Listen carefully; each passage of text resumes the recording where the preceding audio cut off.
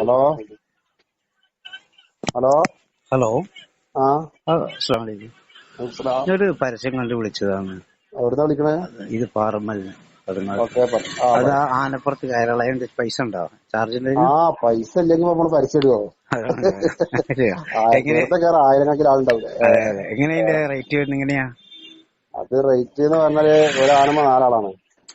അതെ, 4 കൂടി അല്ല എടുക്കണല്ല, സെപ്പറേറ്റ് അല്ലല്ല, 4 ആൾക്ക് ഒരു ആന ഒന്നായിട്ട് എടുക്കുകയാണെങ്കിൽ ഒരാൾക്ക് 8 റുപ്യ ഉണ്ട് ബാക്കി ഇരിക്കുന്ന ആൾക്ക്.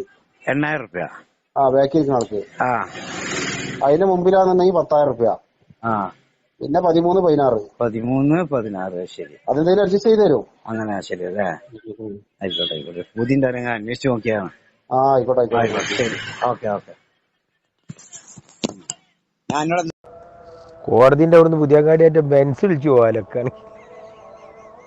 ആനപ്പുറത്ത് ഏറ്റവും ബാക്കിലായി എല്ലും ഇരുന്നിട്ട് 8,000 ഉറുപ്പ്യക്ക് എല്ലാത്തേ മതി.